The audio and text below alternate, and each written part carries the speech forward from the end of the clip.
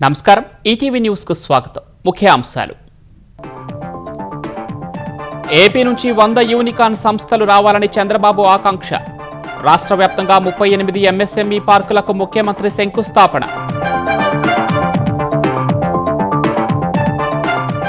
ప్రపంచ దిగ్గజ సంస్థలతో ఏపీ సర్కార్ ఒప్పందాలు. నాలెడ్జ్ స్కిల్ డెవలప్మెంట్ కు ప్రాధాన్యం ఇస్తున్నట్లు చంద్రబాబు పునరుద్ఘాటన.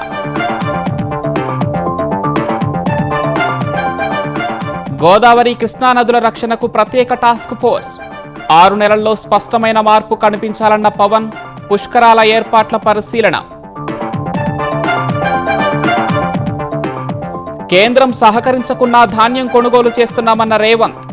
మొక్కజొన్న పంటను సైతం పూర్తిగా కొంటామని సీఎం భరోసా.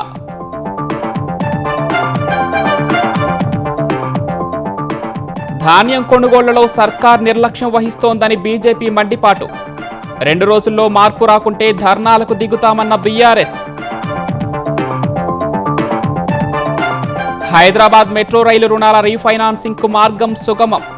13,600 కోట్లు ఇవ్వనున్న ఐఆర్ఎఫ్సి, హెచ్ఎంఆర్సీతో ఒప్పందం. నీట్ లీకేజీల నుంచి ఎన్టీఏ పాఠాలు నేర్చుకోలేదన్న సుప్రీంకోర్టు. స్వతంత్ర సంస్థ ఏర్పాటుపై అభిప్రాయం చెప్పాలని కేంద్రానికి సూచన. ఇరాన్తో శాంతి చర్చలు నేడు కొలిక్కి రావచ్చన్న రూబియో. యురేనియం అప్పగింతపై ఎలాంటి ప్రస్తావన లేదని టెహ్రాన్ స్పష్టీకరణ.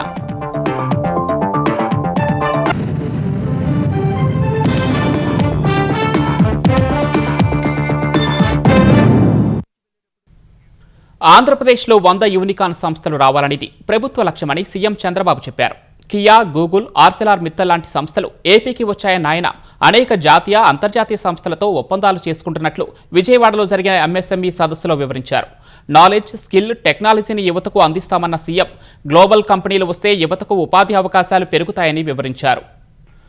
విజయవాడలో జరిగిన 1 family 1 entrepreneur MSME growth summit 2026 కార్యక్రమానికి సీఎం చంద్రబాబు హాజరయ్యారు. సమ్మిట్ నిర్వహిస్తున్న అంబేద్కర్ కళావేదికను ప్రారంభించిన ముఖ్యమంత్రి 38 ఎంఎస్ఎంఈ పార్కులకు వర్చువల్గా శంకుస్థాపన చేశారు. ఈ సందర్భంగా మెటా, అమెజాన్, జోహో లాంటి సంస్థలతో ప్రభుత్వం ఒప్పందాలు చేసుకుంది. రతన్ టాటా ఇన్నోవేషన్ హబ్ ఆధ్వర్యంలో కుప్పం, మంగళగిరి, పిఠాపురంలో గ్రామీణ పారిశ్రామికవేత్తలను ప్రోత్సహించేలా రుట్యాగ్ స్మార్ట్ విలేజ్ సెంటర్ ఎక్స్టెన్షన్ కేంద్రాలను సీఎం ప్రారంభించారు. సమ్మిట్లో ఏర్పాటు చేసిన స్టాళ్లను చంద్రబాబు పరిశీలించారు. వివిధ స్టార్టప్ సంస్థలు రూపొందించిన టెక్నాలజీ ఎనేబుల్డ్ హ్యాండ్, వీరపనేనిగూడెంలో డిఫెన్స్ ఉత్పత్తులు, మచిలీపట్నంలోని బీహెచ్ఈఎల్ తయారు చేసిన ఎలక్ట్రిక్ ఉత్పత్తులను సీఎం తిలకించారు. డ్రోన్ బోట్ సహా గిరిజనులు సాగు చేస్తున్న కొండచీపురు గడ్డి ఉత్పత్తులను పరిశీలించారు. ఏపీలో పుష్కలంగా ఖనిజ వనరులు ఉన్నాయని చెప్పిన చంద్రబాబు పెట్టుబడుల విషయంలో సైనింగ్, గ్రౌండింగ్, ఓపెనింగ్ నినాదాలతో ముందుకు వెళ్తున్నట్లు వివరించారు. ఎంఎస్ఎంఈలకు భూ కేటాయింపు జరిగే అధికారం కలెక్టర్లకిచ్చామన్న సీఎం పరిశ్రమల ఏర్పాటులో రైతుల సహకారం అద్భుతమని కొనియాడారు.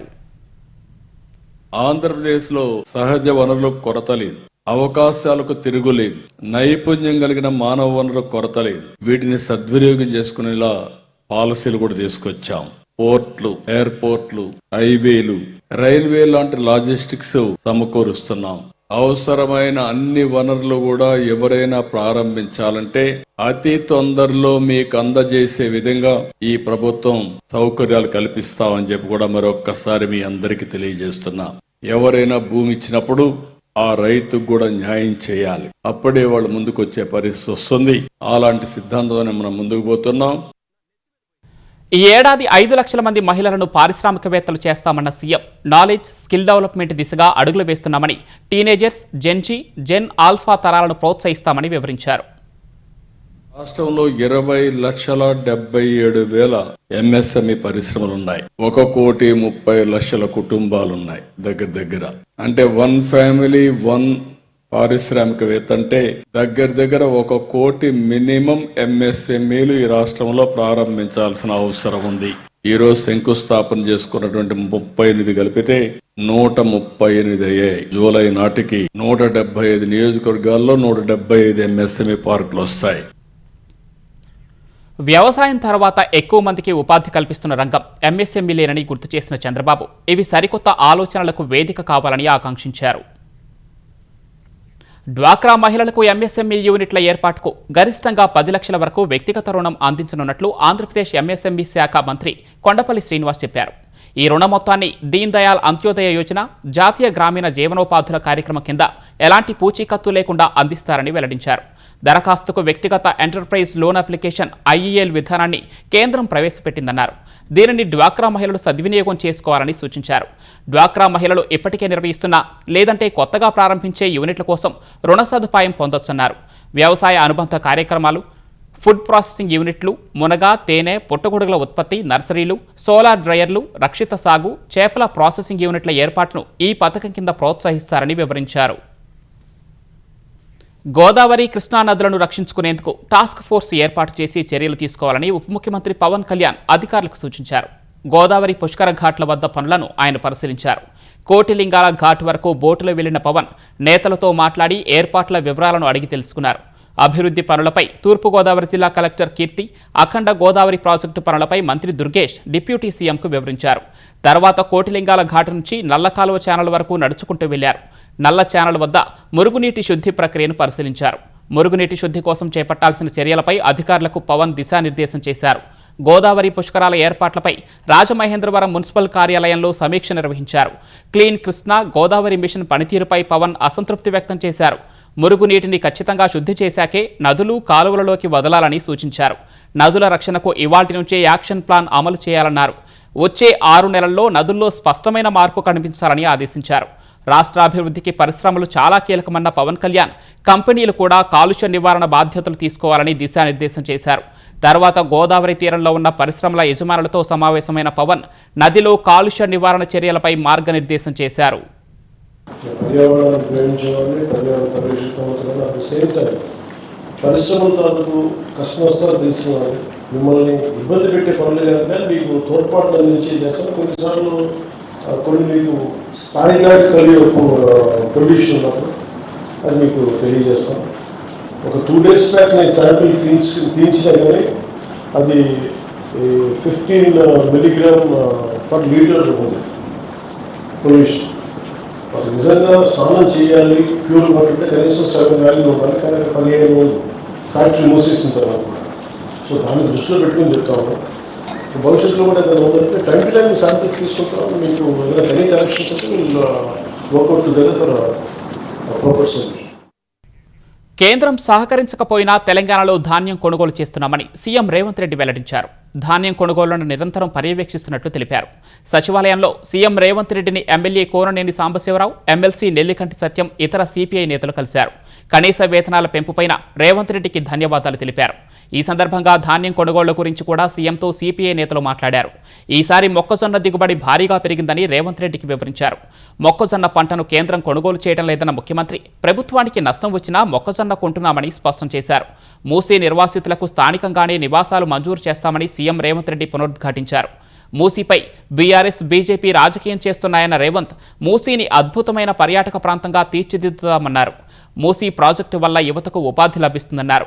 ప్రభుత్వ విద్యను ప్రక్షాళన చేస్తున్నామని, నాణ్యమైన చదువులు అందించే లక్ష్యంతో ముందుకు వెళుతున్నట్లు తెలిపారు. అందుకే విద్యార్థులకు నాణ్యమైన అల్పాహారం, భోజనం అందిస్తున్నామన్నారు. తెలంగాణ పబ్లిక్ స్కూళ్లు ఏర్పాటు చేస్తున్నట్లు వివరించారు. తెలంగాణ ప్రభుత్వం ఇచ్చిన హామీ మేరకు రాష్ట్రంలో పండిన ధాన్యం మొత్తం కొనుగోలు చేయాల్సిందేనని బీజేపీ డిమాండ్ చేసింది.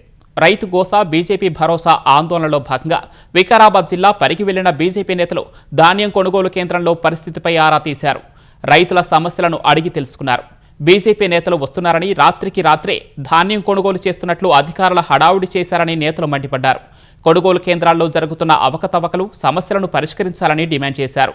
3 రోజుల పాటు ధాన్యం కొనుగోలు కేంద్రాలను సందర్శించనున్న నేతలు రాష్ట్ర ప్రభుత్వంపై ఒత్తిడి తీసుకొచ్చి ధాన్యాన్ని కొనుగోలు చేయించే లక్ష్యంతో ఈ యాత్ర కొనసాగుతుందని తెలిపారు. రైతులను రోడ్ల మీద వేసిండ్రు. మోత్కూరులో అయితే బండ్లు రోడ్ మీద ఉన్న బండ్లన్నీ పోలీసులు పెట్టి లోపల తరిమేసిండ్రు, కానీ కొనుగోలు అయితే లేదు. ఇప్పుడు మొదలు పెట్టిండ్రు. ఆ కొనుగోలు కూడా ఎట్లా చేస్తుండ్రు? 4 కేజీలు తక్కువ చేసి చేస్తున్నారు. 4 రోజులు ట్రాక్టర్లను ఆపిస్తున్నారు. ఆ ట్రాక్టర్ కిరాయి కట్టాలి. ఇవన్నీ కూడా ఇబ్బందులు ఉన్నాయి. అయినా తక్కువ ధర వచ్చినా కూడా వాళ్ళ నష్టాలు తక్కువ చేసుకుంటారు. ఇంతో అంతో పైసలు వస్తాయని ఇప్పుడు రైతులు అమ్ముకుంటున్నారు. మేము చేవట్కి ఇంతో అంత అవుతుంది. కానీ మేము ఆగము. బీజేపీ పార్టీ అంటే రైతు భరోసా అంటే బీజేపీ పార్టీ మాత్రమే. ఇప్పుడు కూడా రైస్ మిల్లర్స్ మీద కూడా చాలా కంప్లైంట్స్ వస్తూ ఉన్నాయి. ఇక్కడ అగ్రికల్చర్ కోఆపరేటివ్ సొసైటీ మీద కూడా కంప్లైంట్స్ వస్తూ ఉన్నాయి. ఐక్యపై కేంద్రం మీద కంప్లైంట్ వస్తూ ఉన్నాయి. ఇవన్నీ కూడా ప్రభుత్వం నిర్లక్ష్యం వల్ల ఈరోజు రైతులు నష్టపోతున్నారు. ప్రభుత్వం దీనికి బాధ్యత వహించాలని చెప్పేసి కూడా భారతీయ జనతా పార్టీ భావిస్తోంది. ఇప్పటికైనా ఆలస్యం కాలేదు. మీరు కొన్నది చాలా కొంతనే కొన్నారు, మొత్తం కొనాల్సిన అవసరం ఉన్నది. చివరి ధాన్యం దాకా కొంటారని మీరే చెప్పారు కాబట్టి కొనాల్సిన అవసరం అని చెప్పేసి కూడా భారతీయ జనతా పార్టీ డిమాండ్ చేస్తాం. 2 రోజుల్లో వడ్ల కొనుగోళ్లు వేగవంతం చేయకపోతే వేలాది మంది రైతులతో కలెక్టరేట్ ముందు ధర్నా చేపడతామని మాజీ మంత్రి హరీష్ రావు అన్నారు. రాష్ట్ర ప్రభుత్వ నిర్లక్ష్యం వల్ల లక్షలాది మంది రైతులు అరిగోసపడుతున్నారని విమర్శించారు. సిద్దిపేట అర్బన్ మండలం ఎన్సాన్పల్లిలో ధాన్యం కొనుగోలు కేంద్రాన్ని పరిశీలించిన హరీష్ రావు కల్లాల్లో రోజుల తరబడి పడిగాపులు కాస్తున్న రైతుల కష్టాలను అడిగి తెలుసుకున్నారు. ప్రభుత్వం మిల్లర్లపై చర్యలు తీసుకుని తక్షణమే కొనుగోలు ప్రక్రియను వేగవంతం చేయాలన్న ఆయన రైతులను ఆదుకోవాలని డిమాండ్ చేశారు. ఏమడుగుతున్నారు మా రైతులు? లారీలు పంపింది సారు అంటున్నారు. నెల 15 రోజులలో 6 లారీలు వచ్చినాయి. ఇప్పటికీ చెదలు పట్టిపోతున్నాయి వడ్లు. మేము నెల 15 రోజులు వడ్లు పోసి కింద సీసీ లేదు, మట్టి ఉన్నది, జర లారీలు పంపింది అని రైతులు అడుగుతా ఉన్నారు. 1-2 రోజుల్లో గిట్ట మార్పు రాకపోతే స్వయంగా నేనే వెళ్లి కలెక్టరేట్ ముందు నిరవధిక ధర్నా చేపడతామని చెప్పి కూడా హెచ్చరిస్తా ఉన్నాం. కలెక్టరేట్ ను దిగ్బంధం చేస్తామని చెప్పి కూడా నేను ప్రభుత్వాన్ని హెచ్చరిస్తా ఉన్నాం.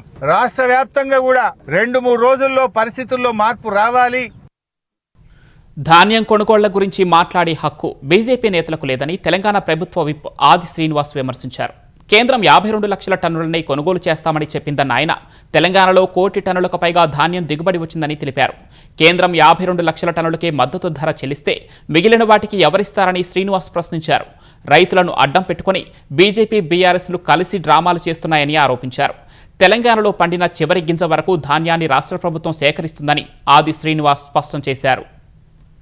ఇప్పటివరకు మీరు కేంద్రంలో 2 మంత్రులు, 8 మంది ఎంపీలు, ఎమ్మెల్యేలు ఏ రోజన్నా తెలంగాణ రైతుల పక్షాన ఇక్కడ వడ్లను కొనండి అనేటువంటి మాట ఒక్క రిప్రజెంటేషన్ మీరు ఇచ్చిరని అడుగుతా ఉన్నా. కేంద్ర ప్రభుత్వం కనీస మద్దతు ధర ప్రకటించడమే కానీ తెలంగాణలో పండుతున్నటువంటి వరి ధాన్యం మొత్తం ఆ మద్దతు ధర కొనుగోలు చేయడం లేదు. కేవలం 52 లక్షల మెట్రిక్ టన్నులు కొనుగోలు చేస్తామంటుంది. మరి మిగతా ధాన్యం అదే మద్దతు ధరకు రాష్ట్ర ప్రభుత్వం సొంత ఖర్చుతోని కొనుగోలు చేస్తుంది. ఈ అంశాన్ని ఈరోజు భారతీయ జనతా పార్టీ గ్రహించాలి. దేశవ్యాప్తంగా ఇంధన ధరలు మరోసారి పెరిగాయి.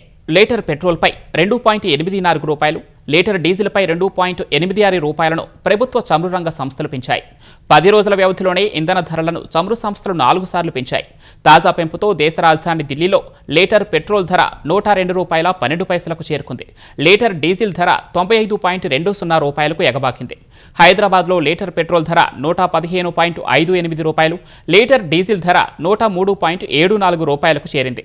విజయవాడలో లీటర్ పెట్రోల్ ధర 117.19 రూపాయలు, లీటర్ డీజిల్ ధర 104.88 రూపాయలకు పెరిగింది. 10 రోజుల వ్యవధిలోనే పెట్రోల్ డీజిల్ ధరలు లీటర్కు దాదాపు 8 రూపాయల వరకు పెరిగాయి. పశ్చిమాసియా ఉద్రిక్తత కారణంగా చమురు సరఫరాకు ఆటంకం ఏర్పడి అంతర్జాతీయ మార్కెట్లో ఇంధన ధరలు ఆకాశాన్నంటాయి. పెరిగిన ధరలను చమురు మార్కెటింగ్ సంస్థలు వినియోగదారులకు బదిలీ చేస్తున్నాయి. ఇంధన ధరల పెంపును నిరసిస్తూ కాంగ్రెస్ అధ్యక్షుడు మల్లికార్జున ఖర్గే కేంద్రంపై మండిపడ్డారు. రోజువారీ దోపిడీ వల్ల ఎవరు లబ్ధి పొందుతున్నారని ఆయన ఎక్స్లో ప్రశ్నించారు. సామాన్య ప్రజల పొదుపును తగలబెట్టడానికి మోదీ ప్రభుత్వం పెట్రోల్ చల్లిందని విమర్శించారు. 2004-2014 మధ్య యూపీఏ ప్రభుత్వ హయాంలో అంతర్జాతీయ చమురు ధరలు 175.34% పెరిగాయని ఖర్గే వెల్లడించారు. అదే మోదీ ప్రభుత్వ హయాంలో అంతర్జాతీయ చమురు ధరలు 1 సెంటు కూడా పెరగలేదన్నారు. అయినా మోదీ ప్రభుత్వం 2014లో లీటర్కు 71.41 రూపాయలుగా ఉన్న పెట్రోల్ ధరను 2026 నాటికి 102.12 రూపాయలకు పెంచిందన్నారు. మొత్తంగా 43.01% పెంచిందన్నారు. డీజిల్ ధరలను లీటర్కు 56.71 నుంచి 95.20 రూపాయలకు పెంచిందని విమర్శించారు. మోదీ ప్రభుత్వం గత 12 ఏళ్లలో ప్రజల నుంచి 43 లక్షల కోట్లను లూటీ చేసిందని ఖర్గే దుయ్యబట్టారు. ఇది ఆర్థిక వ్యవస్థలోని ప్రతి రంగంపై తీవ్ర ప్రభావం చూపుతుందని ఖర్గే ఆందోళన వ్యక్తం చేశారు. గతంలో జరిగిన నీట్ పేపర్ లీకేజీల నుంచి నేషనల్ టెస్టింగ్ ఏజెన్సీ ఎన్టీఏ ఎలాంటి పాఠాలు నేర్చుకోలేదని సుప్రీంకోర్టు వ్యాఖ్యానించింది.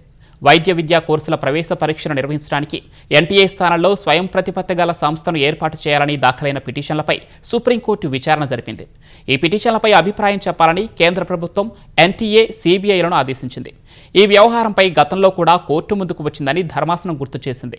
అప్పట్లో ఒక పర్యవేక్షణ కమిటీ కొన్ని సిఫార్సులు చేసిందని, వాటి అమలుకు తీసుకున్న చర్యలపై అఫిడవిట్ దాఖలు చేయాలని ఎన్టీఏను ధర్మాసనం ఆదేశించింది. ఎన్టీఏను ప్రక్షాళన చేయడానికి ఇస్రో మాజీ అధినేత కె రాధాకృష్ణన్ నేతృత్వంలో కేంద్రం నియమించిన కమిటీ కోర్టు ఆదేశాల అమలుకు తీసుకున్న చర్యలను తెలపాలని సుప్రీంకోర్టు సూచించింది. మే 3న నిర్వహించిన నీట్ పరీక్షా పత్రం లీకేజీపై ప్రస్తుతం సీబీఐ దర్యాప్తు చేస్తోంది. కర్ణాటక ముఖ్యమంత్రి సిద్ధరామయ్య రేపు ఢిల్లీలో కాంగ్రెస్ అధిష్టానంతో సమావేశం కానున్నారు. నాయకత్వ మార్పుపై మళ్లీ ఊహాగానాలు జోరందుకున్న నేపథ్యంలో సిద్ధరామయ్యను మంగళవారం ఢిల్లీకి రావాలని కాంగ్రెస్ పెద్దలు ఆదేశించారు. సీఎం పదవి కోసం ఉప ముఖ్యమంత్రి డీకే శివకుమార్ సుదీర్ఘకాలంగా ప్రయత్నిస్తున్నారు. శివకుమార్ త్వరలో ముఖ్యమంత్రి బాధ్యతలు స్వీకరిస్తానని ఆయన మద్దతుదారులు గత 18 నెలలుగా పదే చెబుతున్నారు. అయినా ఇప్పటి వరకు మార్పు జరగలేదు. సీఎం పదవిపై అనిశ్చితి వల్ల కర్ణాటకలో పార్టీ ప్రతిష్ట దెబ్బతింటుందని కొందరు నేతలు చెబుతున్నారు. ఈ గందరగోళానికి త్వరలో ముగింపు పలకాలని అధిష్టానాన్ని వారు కోరుతున్నారు. ఈ నేపథ్యంలోనే సిద్ధరామయ్యను అధిష్టానం పిలిచినట్లు సమాచారం. హస్తిన పర్యటనలో రాహుల్ గాంధీతో ఆయన సమావేశమయ్యే అవకాశం ఉంది. రాజ్యసభ ఎన్నికలు, త్వరలో జరగనున్న శాసనమండలి ఎన్నికలపై అగ్రనాయకత్వంతో సిద్ధరామయ్య చర్చించే అవకాశం ఉంది. పశ్చిమాసియా సంక్షోభం నేపథ్యంలో ఇంధనం, ఎరువులు, విదేశీ మారకంపై మరింత దృష్టి సారించాల్సిన అవసరం ఉందని ఆర్థిక మంత్రి నిర్మలా సీతారామన్ అన్నారు. ప్రస్తుతం అనేక సవాళ్లు ఉన్నప్పటికీ దేశ ఆర్థిక వ్యవస్థ సానుకూలంగా, పటిష్టంగా కొనసాగుతోందని ఆమె స్పష్టం చేశారు. ముంబైలో small industries development bank of India 37వ వార్షికోత్సవంలో నిర్మలా సీతారామన్ పాల్గొన్నారు. ఈ సందర్భంగా దేశ ఆర్థిక ప్రగతిపై విమర్శలు చేసే వారి వైఖరిని ఆమె తప్పుపట్టారు. ప్రధాని నరేంద్ర మోదీ నిస్వార్థ సేవ, దేశహితం గురించి ఆయన చేసిన పనులపై కొందరు తప్పుడు ప్రచారం చేస్తున్నారని ఆవేదన వ్యక్తం చేశారు. డీజిల్, పెట్రోళ్లపై ఎక్సైజ్ సుంకాన్ని తగ్గించడం వల్ల ప్రభుత్వ ఖజానాపై 1,00,000 కోట్ల మేర ప్రభావం పడుతుందని ఆమె తెలిపారు. There is a section, I would think, of Indians who very quickly want to decry the achievements of our own people, and therefore for all the good that is being done by the common people themselves, that is forgotten, and a pessimistic, cynical narrative is generated which is just not right. It's not right is one thing, but it is wrong because it is fear-mongering. India cannot afford fear-mongering. We need to give confidence to the people with our words and with our action. And that's what you're seeing at various levels, and today you're seeing it through SIDBI as well. Hyderabad metro rail ప్రాజెక్టుకు దీర్ఘకాలిక ఆర్థిక బలం చేకూర్చే కీలక ఒప్పందాన్ని తెలంగాణ ప్రభుత్వం కుదుర్చుకుంది. హైదరాబాద్ మెట్రోకు ప్రస్తుతం ఉన్న రుణాలను రీఫైనాన్స్ చేసేందుకు 13,600 కోట్ల రుణమిచ్చేందుకు కేంద్ర ప్రభుత్వ రంగ సంస్థ ఐఆర్ఎఫ్సి ముందుకొచ్చింది. ఈ మేరకు ఐఆర్ఎఫ్సితో మెట్రో రైల్ హైదరాబాద్ లిమిటెడ్ ఒప్పందం చేసుకుంది. ఢిల్లీలో జరిగిన కార్యక్రమంలో IRFC CMD Manoj Kumar Dubey, Telangana CS Ramakrishna Rao సమక్షంలో ఒప్పందంపై సంతకాలు చేశారు. సీఎం రేవంత్ రెడ్డి నాయకత్వంలో పట్టణ రవాణా వ్యవస్థను మెరుగుపరచడానికి తెలంగాణ ప్రభుత్వం కట్టుబడి ఉందన్న సీఎస్, మెట్రో కనెక్టివిటీ బలోపేతంతో హైదరాబాద్లో ట్రాఫిక్ రద్దీ తగ్గి ప్రయాణికులకు మెరుగైన సౌకర్యాలు లభిస్తాయని చెప్పారు. హైదరాబాద్ మెట్రో ఆర్థిక భారం తగ్గించేందుకు రీఫైనాన్సింగ్ దోహదం చేస్తుందని తెలిపారు. మెట్రో భవిష్యత్తు విస్తరణ ప్రణాళికలకు ఆర్థిక వెసులుబాటు లభిస్తుందన్న సీఎస్, హైదరాబాద్కు సమర్థ, సుస్థిర ప్రజా రవాణా వ్యవస్థను విస్తరించడమే ప్రభుత్వ లక్ష్యమని పేర్కొన్నారు. తెలంగాణలో ప్రభుత్వ వైద్యారోగ్య వ్యవస్థ పూర్తిగా అస్తవ్యస్తమైందని మాజీ మంత్రులు, బీఆర్ఎస్ కీలక నేతలు కేటీఆర్, హరీష్ రావు మండిపడ్డారు. కాంగ్రెస్ ప్రభుత్వ నిర్లక్ష్యానికి తాండూరు, భద్రాచలం ఘటనలే సజీవ సాక్ష్యాలని ఎక్స్ వేదికగా ఆరోపించారు. ప్రజలను బతికించేందుకు 108 వాహనాలు రావడం లేదని, చనిపోతే ఇంటికి చేర్చే పరమపద వాహనాలు కూడా లేవని హరీష్ రావు విమర్శించారు. తాండూరు గర్భిణి ఘటన, భద్రాచలంలో శవాన్ని కుటుంబీకులు భుజాలపై మోసుకు వెళ్లిన ఘటనలపై కేటీఆర్ ఎక్స్ వేదికగా విమర్శలు గుప్పించారు. తెలంగాణ పరిస్థితి ఎంత దారుణంగా దిగజారిందో చెప్పేందుకు ఈ ఘటనలే ఉదాహరణ అని పేర్కొన్నారు. ప్రచార హడావుడి తప్ప ప్రజల కష్టాలు కనిపించడం లేదా అని కాంగ్రెస్ ప్రభుత్వాన్ని ఆయన ప్రశ్నించారు. కులాల మధ్య చిచ్చు పెట్టడమే వైసీపీ నేతల పని అని తెలుగుదేశం సీనియర్ నేత, ఎమ్మెల్యే ధూళిపాల నరేంద్ర మండిపడ్డారు. 11 సీట్లకే పరిమితం చేసిన వైసీపీ నేతల తీరులో మార్పు రాలేదని విమర్శించారు. 5 ఏళ్ల పాలనలో అందరినీ అక్రమ కేసులతో వేధించిన జగన్, వైసీపీ నేతలు ఇప్పుడు ప్రజాస్వామ్యం గురించి మాట్లాడటం సిగ్గుచేటన్నారు. జగన్ సీఎంగా ఉన్నప్పుడు చంద్రబాబు సహా టీడీపీ నేతలను ఇళ్ల నుంచి బయటకు రాకుండా అడ్డుకున్నది వాస్తవం కాదా అని ప్రశ్నించారు. సొంత మీడియా ద్వారా తన కుటుంబంపై తప్పుడు ప్రచారం చేస్తున్నారని మండిపడ్డారు. మేము 5 దశాబ్దాలుగా రాజకీయాల్లో ఉన్నాం. మా కుటుంబం ఎప్పుడూ కూడా రైతుల కోసం మేము పోరాటం చేశాం, బడుగు బలహీన వర్గాల సమస్యల కోసం మేము పోరాటం చేశాం, పేదల తరపున మేము రాజీ లేని ఉద్యమాలు చేపట్టాం. 1977 నుండి సంగం డైరీ వ్యవస్థ లక్షలాది మంది పాడి రైతులకు ఆలంబనంగా మారిందో వాళ్ళ యొక్క అండగా ఉండే విధంగానే మేము పనిచేసామని చెప్పి కూడా నేను తెలియజేస్తా ఉన్నా. మీరు చేసే తప్పుడు ప్రచారాలు ఏవి కూడా ఈ నిజాల్ని మరుగుపరచలేవని చెప్పి కూడా నేను తెలియజేస్తా ఉన్నా. అమెరికాతో పరోక్షంగా జరుగుతున్న చర్చల్లో కేవలం యుద్ధాన్ని ముగించడంపైనే దృష్టి పెట్టినట్లు ఇరాన్ స్పష్టం చేసింది. ఈ దశలో అణురంగానికి సంబంధించి ఎలాంటి చర్చలు జరపడం లేదని ఇరాన్ విదేశాంగ మంత్రిత్వ శాఖ ప్రతినిధి ఇస్మాయిల్ బఖాయి వెల్లడించారు. యుద్ధం ముగింపుపై అమెరికాతో అవగాహన ఒప్పందం కుదిరితే తర్వాత 60 రోజుల వ్యవధిలో అణు అంశంపై చర్చలు జరుపుతామని వివరించారు. పాకిస్తాన్కు ఇరాన్ ప్రతినిధులు వెళ్లడం కానీ, పాక్ ప్రతినిధులు ఇరాన్కు రావడంపై కానీ ప్రస్తుతానికి ఎలాంటి ప్రణాళికలు లేవన్నారు. తమతో కుదుర్చుకునే ఒప్పందానికి అమెరికా కట్టుబడి ఉంటుందని చెప్పేందుకు ఎలాంటి గ్యారంటీలు లేవని బఖాయి పునరుద్ఘాటించారు. ఇదే సమయంలో ఎలాంటి బెదిరింపులను అస్సలు పట్టించుకోబోమని ఆయన స్పష్టం చేశారు. ప్రస్తుతం లెబనాన్లో కొనసాగుతున్న ఘర్షణను ముగించేలా ఒక నిబంధనను కూడా ఈ చర్చల్లో చేర్చినట్లు ఆయన పేర్కొన్నారు. అమెరికా ఇరాన్ మధ్య శాంతి ఒప్పందంపై నేడు సమాచారం రావచ్చని అమెరికా విదేశాంగ శాఖ మంత్రి మార్కో రూబియో తెలిపారు. ఒప్పందం కుదుర్చుకోవడానికి తామేమీ తొందరపడటం లేదని స్పష్టం చేశారు. ఆగ్రా వెళ్లే ముందు ఢిల్లీలో మాట్లాడిన ఆయన తాము ప్రత్యామ్నాయాలను పరిశీలించే ముందు దౌత్యానికి అన్ని అవకాశాలు ఇస్తామన్నారు. మంచి ఒప్పందం కుదరకుంటే మరో మార్గంలో సమస్యను ఎదుర్కోవాల్సి ఉంటుందని రూబియో వెల్లడించారు. We're still a work in progress. As I said, we thought we might have some news last night. Maybe today I wouldn't read too much into it. It takes a little while to hear back. So we have what I think is a pretty solid thing on the table in terms of their ability to open up the straits, get the straits open, enter into a very real, significant, time-limited negotiation on the nuclear matters. And hopefully we can pull it off. It has a lot of support in the Gulf. It has a lot of support globally. Every country that we've walked through it understands it's not just very reasonable, but it's the right thing for the world to get done. As the President said, he's not in a hurry. He's not going to make a bad deal. I mean, the President's not going to make a bad agreement. So let's see what happens. We're going to give diplomacy every chance to succeed before we explore the alternatives. America విదేశాంగ మంత్రి Marco Rubio తన భార్య జెనెట్తో కలిసి ఆగ్రాలోని తాజ్మహల్ను సందర్శించారు. భారత్లో America రాయబారి Sergio గోర్తో కలిసి Rubio దంపతులు తాజ్మహల్ ప్రాంగణంలో కలిగి తిరిగారు. మొఘల్ శిల్పకళా వైభవానికి ప్రతీకగా నిలిచిన గోపురాలు, ఆరాబెస్క్యూ శైలి లతలను చూశారు. కట్టుదిట్టమైన భద్రతా వలయం మధ్య సాగిన ఈ పర్యటనలో గైడ్ల నుంచి తాజ్ నిర్మాణ విశేషాలను రూబియో దంపతులు ఎంతో ఆసక్తిగా తెలుసుకున్నారు.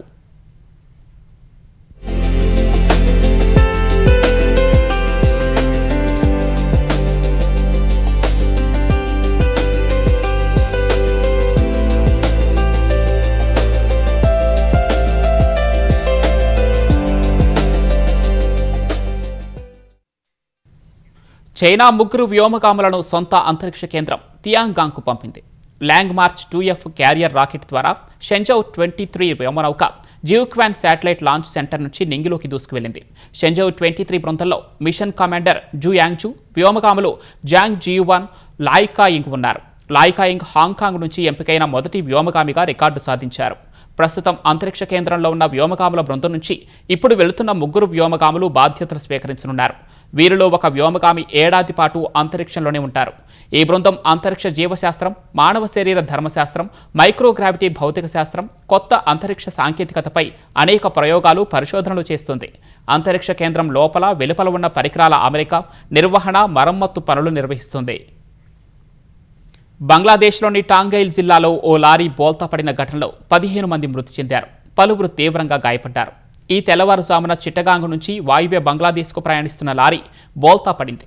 వెంటనే ఘటనాస్థలికి చేరుకున్న పోలీసులు, రెస్క్యూ సిబ్బంది సహాయక చర్యలు చేపట్టారు. క్షతగాత్రులను సమీప ఆసుపత్రులకు తరలించారు. బక్రీద్ సెలవులు ప్రారంభం కావడంతో స్వగ్రామాలకు చేరుకునేందుకు ప్రయాణికులు లారీ ఎక్కి ఉంటారని అధికారులు భావిస్తున్నారు. లారీలో ఐరన్ రాడ్లు కూడా ఉండటంతో డ్రైవర్ వాహనంపై నియంత్రణ కోల్పోయి ఉంటాడని పోలీసులు అనుమానిస్తున్నారు. మృతుల వివరాలను సేకరించేందుకు ప్రయత్నిస్తున్నట్లు అధికారులు తెలిపారు. మహారాష్ట్రలో జరిగిన 2 వేర్వేరు ప్రమాదాల్లో 14 మంది చనిపోయారు. ఈ తెల్లవారుజామున ధూలే సమీపంలోని ముంబై ఆగ్రా హైవే సెక్షన్లో జరిగిన ఘోర రోడ్డు ప్రమాదంలో 6 మృతి చెందారు. మరో 12 మంది తీవ్రంగా గాయపడ్డారు. లాలింగ్ ఘాట్ రోడ్లో అతివేగంతో వచ్చిన ఒక ఇసుక ట్రక్కు తన ముందు వెళ్తున్న మరో ట్రక్కును బలంగా ఢీకొట్టింది. ఇది తెలిసి టోల్ ప్లాజా సిబ్బంది, పెట్రోలింగ్ బృందం అక్కడికి చేరుకుని సహాయ చర్యలు చేపట్టారు. ఈ సమయంలోనే వేగంగా వచ్చిన ప్రైవేటు ట్రావెల్స్ బస్సు ప్రమాదానికి గురైన ట్రక్కులను ఢీకొట్టింది. ఈ ఘటనలో బస్సు క్యాబిన్లో కూర్చున్న ప్రయాణికులు ప్రాణాలు కోల్పోయారు. రాయగఢ్ జిల్లాలో కారు లోయలో పడిన ఘటనలో 8 మంది మృతి చెందారు. బాధితులు దాపోల నుంచి సతారాకు ప్రయాణిస్తూ ఉండగా పోలాద్పూర్ బహాబాలేశ్వర్ రోడ్లోని అంబెనాలి ఘాట్ ప్రాంతంలో కారు లోయలో పడిపోయింది. ఆదివారం తెల్లవారుజామునే ఈ ప్రమాదం జరిగినప్పటికీ ఇవాళ ఉదయం వరకు గుర్తించలేకపోయారు. డ్రైవర్ వాహనంపై నియంత్రణ కోల్పోవడమే ప్రమాదానికి కారణమని పోలీసులు భావిస్తున్నారు. మృతులంతా 19 నుంచి 25 ఏళ్ల వయసున్న వారేనని పోలీసులు చెప్పారు. మండుతున్న ఎండల నుంచి ఉపశమనం పొందేందుకు ఢిల్లీ ట్రాఫిక్ పోలీసులు వినూత్న ప్రయోగం చేస్తున్నారు. గంటల కొద్దీ ఎండలోనే విధులు నిర్వహించాల్సిన నేపథ్యంలో ఏసీ హెల్మెట్లు, పోర్టబుల్ ఫ్యాన్లను ఉపయోగిస్తున్నారు. దేశ రాజధానిలోని అత్యంత రద్దీగా ఉండే రోడ్లపై అధిక ఉష్ణోగ్రతలను తట్టుకొని విధులు నిర్వహించాల్సిన పరిస్థితిలో కూలింగ్ హెల్మెట్లు కొంత ఉపశమనాన్ని కలిగిస్తున్నాయి. ప్రస్తుతం వీటిని ప్రయోగాత్మకంగా ప్రయోగిస్తున్నారు. ప్రస్తుతం ఈ హెల్మెట్లను ప్రయోగాత్మకంగా పరీక్షిస్తున్న ఢిల్లీ పోలీస్ విభాగం వాటిని వాడుతున్న సిబ్బంది ఇచ్చే ఫీడ్బ్యాక్ ఆధారంగా అందరికీ అందించాలని భావిస్తోంది. ముఖ్యాంశాలు మరొకసారి. ఏపీ నుంచి 100 యూనికాన్ సంస్థలు రావాలని చంద్రబాబు ఆకాంక్ష. రాష్ట్ర వ్యాప్తంగా 38 ఎంఎస్ఎంఈ పార్కులకు ముఖ్యమంత్రి శంకుస్థాపన.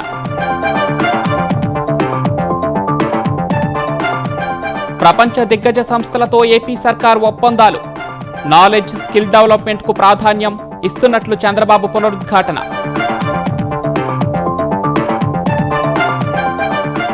గోదావరి, కృష్ణా నదుల రక్షణకు ప్రత్యేక టాస్క్ ఫోర్స్. 6 నెలల్లో స్పష్టమైన మార్పు కనిపించాలన్న పవన్. పుష్కరాల ఏర్పాట్ల పరిశీలన.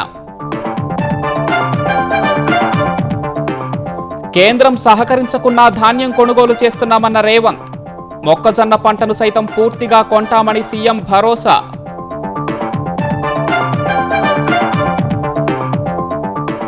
ధాన్యం కొనుగోళ్లలో సర్కార్ నిర్లక్ష్యం వహిస్తోందని బీజేపీ మండిపాటు. 2 రోజుల్లో మార్పు రాకుంటే ధర్నాలకు దిగుతామన్న బీఆర్ఎస్. హైదరాబాద్ మెట్రో రైలు రుణాల రీఫైనాన్సింగ్కు మార్గం సుగమం. 13,600 కోట్లు ఇవ్వనున్న ఐఆర్ఎఫ్సి, హెచ్ఎంఆర్సీతో ఒప్పందం. నీట్ లీకేజీల నుంచి ఎన్టీఏ పాఠాలు నేర్చుకోలేదన్న సుప్రీంకోర్టు. స్వతంత్ర సంస్థ ఏర్పాటుపై అభిప్రాయం చెప్పాలని కేంద్రానికి సూచన. ఇరాన్తో శాంతి చర్చలు నేడు కొలిక్కి రావచ్చన్న రూబియో. యురేనియం అప్పగింతపై ఎలాంటి ప్రస్తావన లేదని టెహ్రాన్ స్పష్టీకరణ.